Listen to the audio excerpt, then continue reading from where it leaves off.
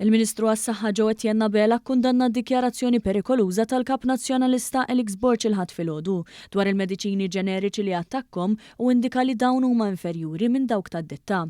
Il-Ministru Bella qal kif dawn il-mediċini jiġu manifatturati b'regoli u protokolli rigorużi madwar id-dinja, mhux l-inqas f'pajjiżna. Spjega li minbarra li dawn huma mediċini magħrufin u approvati mill-akbar aġenziji relatati fid-dinja, enfasizza kif ma' 90% tal-mediċini kollha kkunsmati fl-Istati Uniti huma fil-fatt ġeneriċi.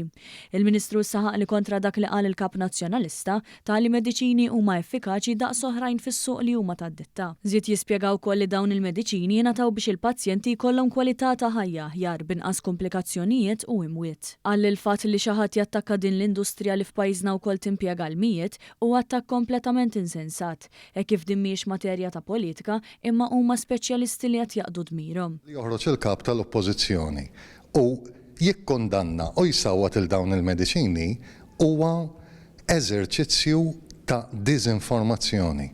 Huwa gideb li jista' jħalli effetti verament ħżiena fuq is-saħħa pubblika.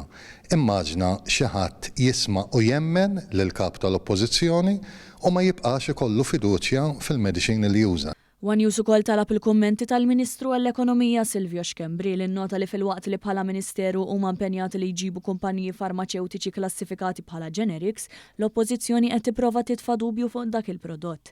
Anke fi żmien meta fil-Fiżjoni Malta 2050 kien hemm qbil fuq id-direzzjoni li l-pajjiż irid jimxi fiha bil-farmaceutika wieħed minn żewġ setturi li l-aktar se ssir ħidma fuqhom. Jiddispeċini nisma' kummenti bħal daw li niklassifikhom jiena l-onet bħala perikolużi u responsabbli. Irresponsabbli anke għaliex apparti li dana il-mediċini li huma klassifikati bħala generics huma anke safe u ovvjament jagħtu l-istess riżultat, però dikka mill-aspett mediku, imma mill-aspett ekonomiku wkoll.